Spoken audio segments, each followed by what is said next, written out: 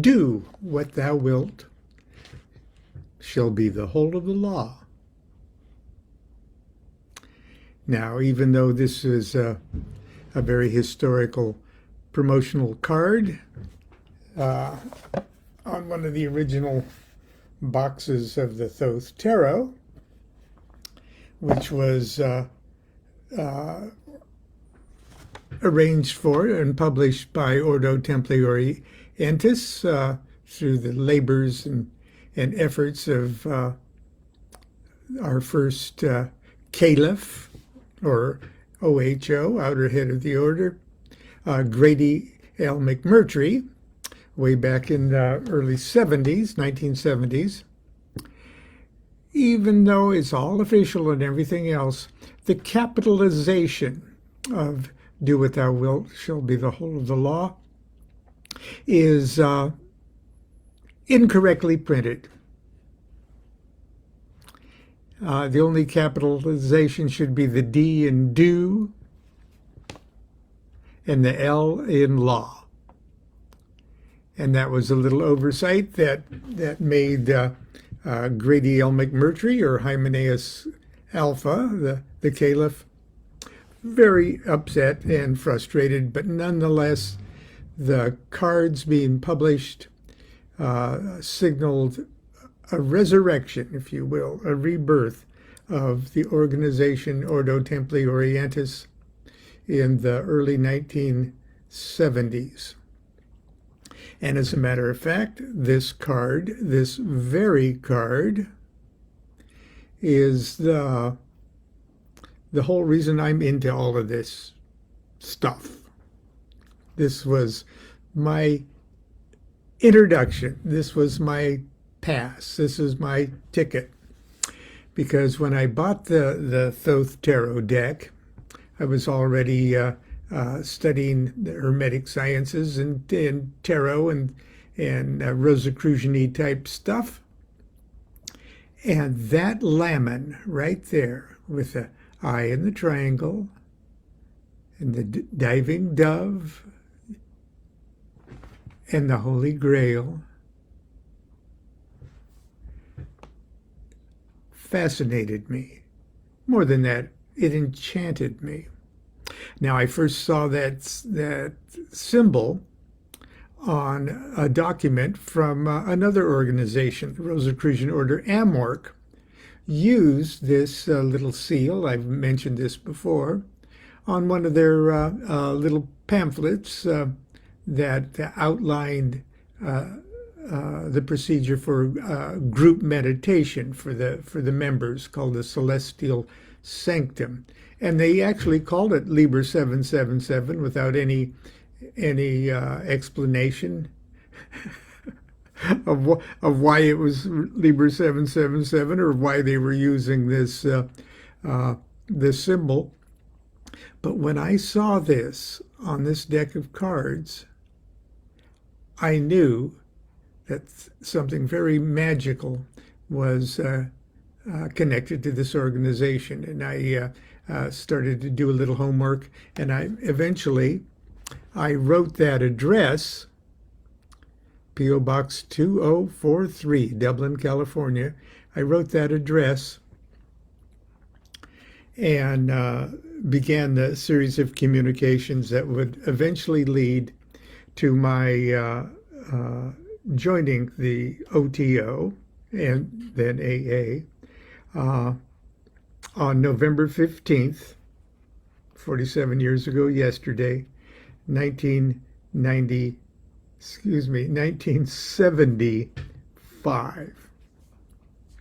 Years later, I would bring this card to Grady McMurtry, Hymenaeus Alpha, and have him autograph it to sort of memorialize it.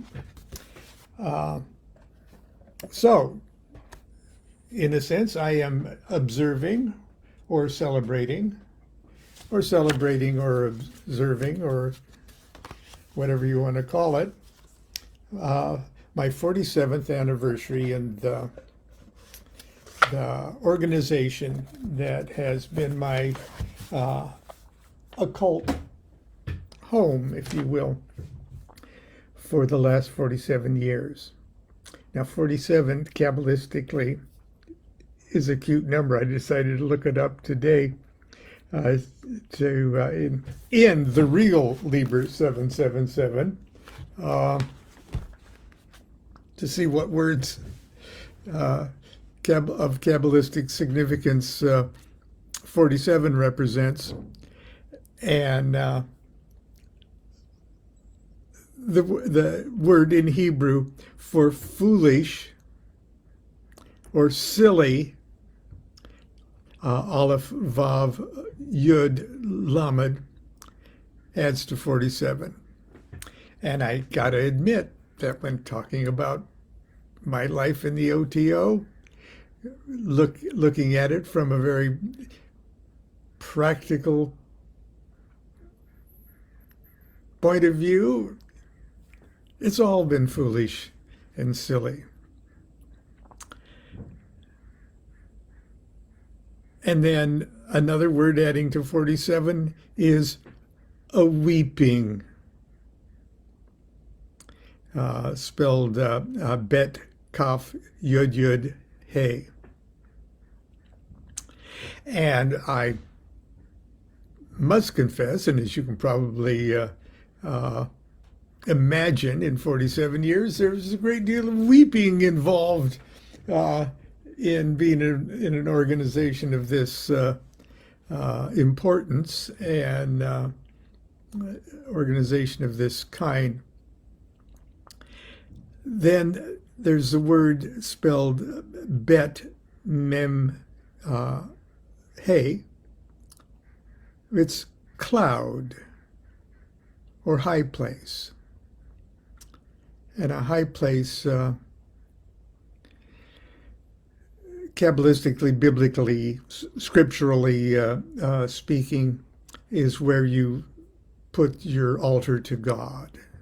They built unto themselves high places, altars to God. Also, it's the same word to represent waves, and the word for fortress. Also, the word to clutch, to hold. And then and an angel of Virgo, which is Yud, Vav, Aleph, Lamed. So, Yoel. What does that mean to you? I have no idea. Probably absolutely nothing. Still, it was the message to me today. I'm going to, instead of telling you I've told the story of taking the bus up to Dublin and unsure that the organization I was joining, I thought it was a huge organization, but actually it was only a couple people left from Crowley's day at the time. Grady McMurtry himself, Phyllis Seckler McMurtry. They were my initiators. Those were the only people I met at my Minerval initiation. 9 months later, I returned to Dublin to take my OTO first degree. The Minerval is a 0 degree. And at that initiation, the officers, Phyllis and Grady, were joined by Helen Parsons Smith, a marvelous, wonderful character, who was the widow of both Jack Parsons of Strange Angel fame and Wilfred Smith of Carnival fame. One of the characters in Carnival, if you remember that series, was Wilfred T. Smith. Anyway, these were historic characters. And at that event, in a private moment, I became Phyllis Seckler's a student, official AA student, and we started the probationary year. They're 9 months after November 15th. And so today, instead of retelling that old story, you've heard it a million times, about a year after I took my probationer oath to Phyllis, she raised me or elevated me or passed me to the Neophyte grade. So there's probationer, Neophyte. I'm going to read you the task of a Neophyte. Let any probationer who has accomplished his task to the satisfaction of the AA be instructed in the proper course of procedure, which is, let him read through this note of his office and sign it, paying the sum of 1 guinea for Liber VII. You're not paying for the initiation, you're paying for the book, Liber VII. It's one of the Class A documents. It's what, you don't change it in style and letter. We've talked about Class A documents before. So you pay 1 guinea for initiation, or for Liber VII, which is given to him on his initiation, and 1 guinea for the portfolio of Class D publications. Let him, and because I already had those in my library, I paid nothing, okay, for this. I did have to get on a bus or something to travel up there. Let him obtain the robe of a neophyte and entrust the same to the care of his neophyte. He shall choose a new motto with great forethought and intense solemnity, as expressing the clearer consciousness of his aspiration which the year's probation has given him. Let him make an appointment with his neophyte at the pleasure of the latter for the ceremony of initiation. 1. The neophyte shall not proceed to the grade of zealoter in less than 8 months, but shall hold himself free for 4 days for advancement at the end of that period. And this is kind of neat because I traveled from Southern California to Dublin, and and stayed like for 4 days. The whole thing took 4 days, which is sort of a wonderful thing. But anyway, he shall pass the 4 tests called the powers of the Sphinx. He shall apply himself to understand the nature of his initiation. He shall commit to memory a chapter of Liber VII. And furthermore, he shall study and practice a chapter of Liber O in all its branches. Also, he shall begin to study Liber H and some commonly accepted method of divination. He will further be examined in his power of journeying in the spirit vision.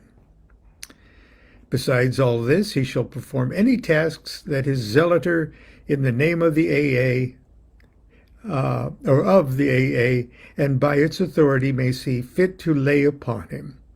Let him be mindful that the word neophyte is no idle term, but that in many a subtle way the new nature will stir within him when he knoweth it not. When the sun shall next enter the sign of 240 degrees to that under which he hath been received, his advancement may be granted unto him. He shall keep himself free from all other engagements for 4 whole days from that date. I think there's a little a little bit more here. Yeah. He may at any moment withdraw his association with the AA simply by notifying the zealoter who introduced him. He shall everywhere proclaim openly his connection with the AA and speak of it and its principles, even so little as he understandeth. For that mystery is a great enemy of truth. Furthermore, he shall construct the magic pentacle, according to the instruction in Liber A. 1 month before the completion of his 8th month, he shall deliver a copy of his record to his zealoter, pass the necessary tests, and repeat to him the chosen chapter of Liber VII. And I'm going to read that to you today. I had memorized it at the time, I assure you, but that's what I'm going to share with you this morning.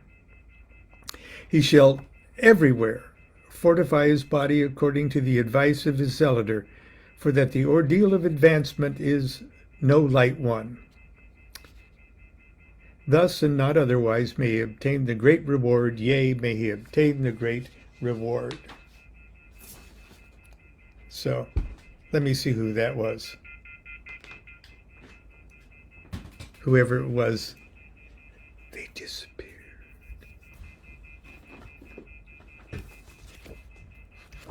And this is what I repeated back to Phyllis at the time from memory. A year before I had memorized the chapter of Liber 65. I am the heart and the snake is entwined, about the invisible core of the mind. Rise, O my snake, it is now the hour of the hooded and holy ineffable flower. Rise, O my snake, and to brilliance of bloom in the corpse of Osiris afloat on the tomb. Was that disrespectful? No. Sorry. I got carried away. I can repeat back the Music Man, too, if you'd like. Well, you got trouble, my friend. Right here, I say trouble right here in River City. No. This is serious stuff. This is my chapter. Chapter of Liber VII. That's oh so many years ago. I read back to Phyllis. It's chapter 3, the chapter usually associated with the sphere of Jupiter. Number 4.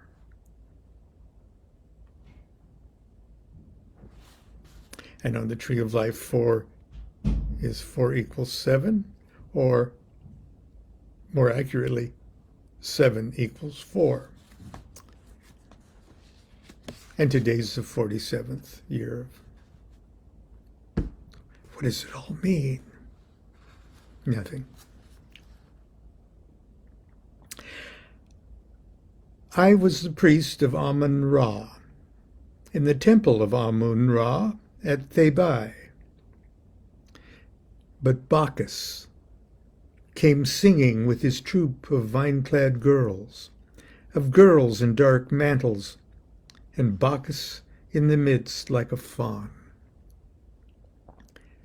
God, how I ran out in my rage and scattered the chorus. But in my temple stood Bacchus as the priest of Amun-Ra. Therefore I went wildly with the girls into Abyssinia, and there we abode and rejoiced. Exceedingly, yea, in good sooth, I will eat the ripe and the unripe fruit for the glory of Bacchus. Terraces of ilex and tiers of onyx and opal and sardonyx, leading up to the cool green porch of malachite. Within is a crystal shell shaped like an oyster. O glory of Priapus, O beatitude of the great goddess! Therein is a pearl. O pearl, thou hast come from the majesty of the dread Amun-Ra. Then I, the priest, beheld a steady glitter in the heart of the pearl, so bright we could not look. But behold, a blood-red rose upon a rood of glowing gold. So I adored the god. Bacchus, thou art the lover of my god.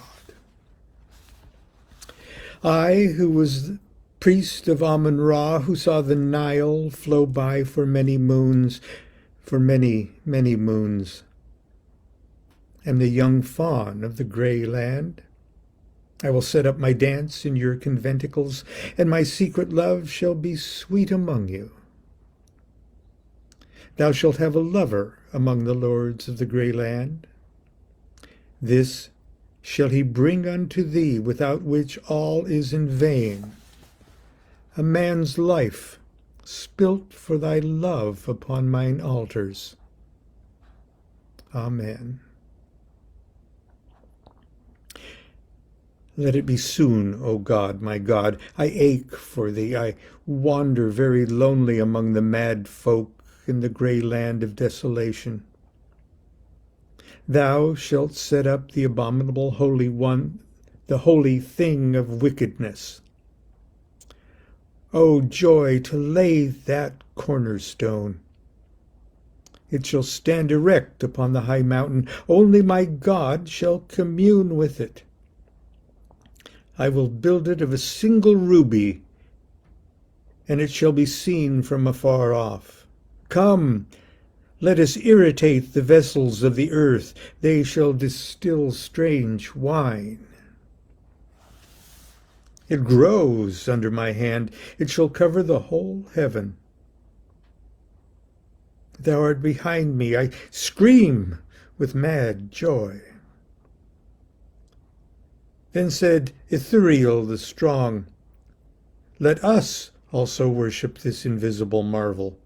And so they did. And the archangels swept over the heavens, strange and mystic like a yellow priest invoking mighty flights of great grey birds from the north. So do I stand and invoke thee. Let them obscure not the sun with their wings and their clamor.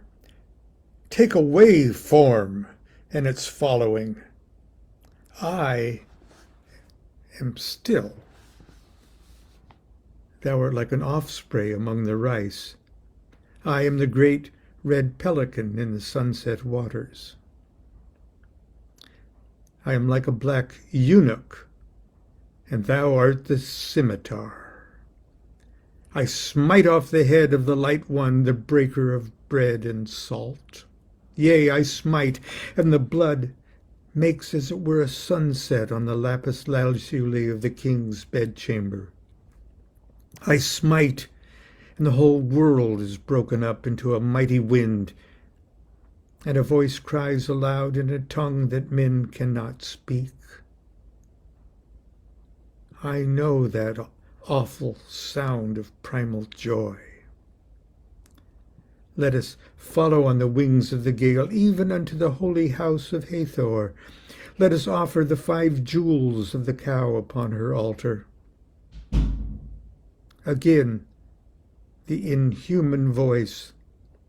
I rear my Titan bulk into the teeth of the gale, and I smite and prevail and swing me out over the sea. There is a strange, pale god, a god of pain and deadly wickedness. My own soul bites into itself like a scorpion ringed with fire. That pallid god with face averted, that god of subtlety and laughter, that young Doric god, him will I serve.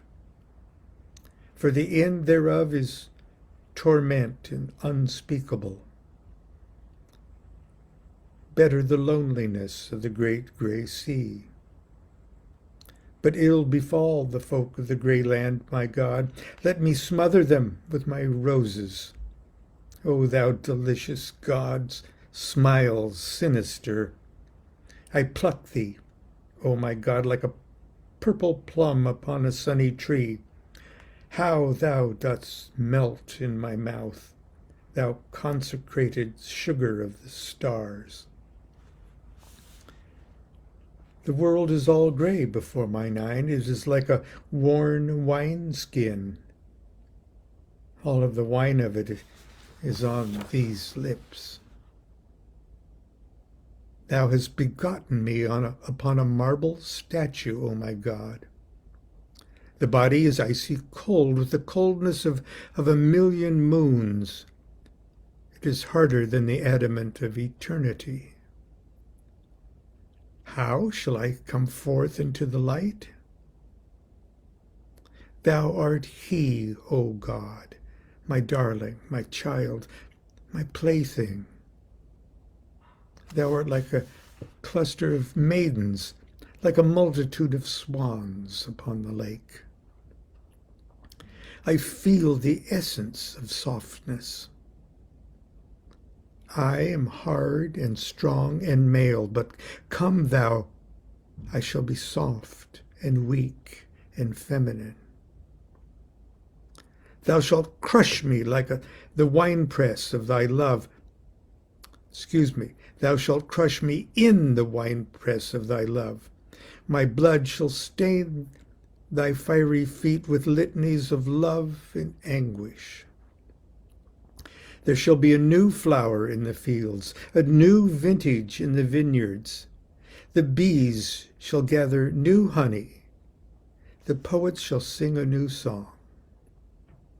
I shall gain the pain of the goat for my prize, and the God that sitteth upon the shoulders of time shall drowse. Then shall all this which is written be accomplished.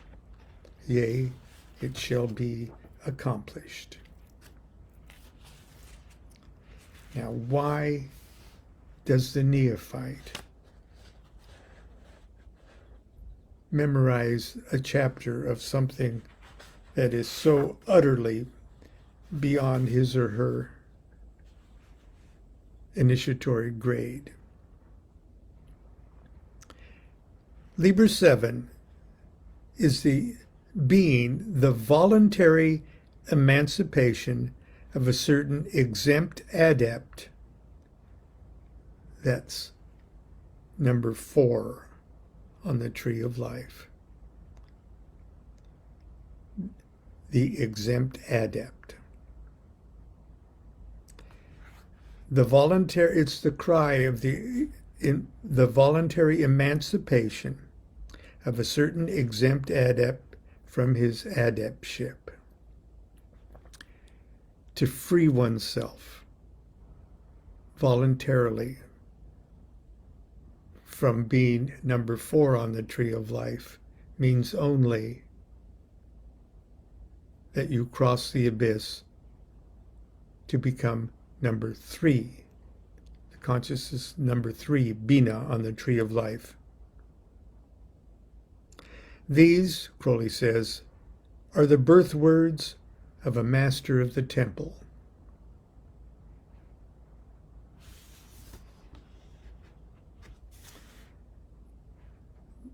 This Liber VII gives them, in magical language, an account of the initiation of a master of the temple. Now, the chapter you memorize for the probationary period from Liber 65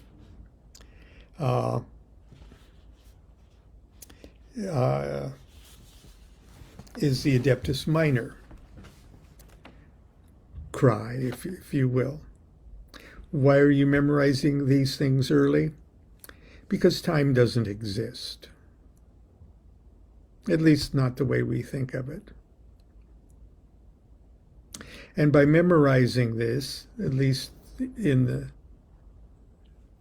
theory-wise, the candidate at each of these levels is programming himself or herself for that event in their own personal magical career.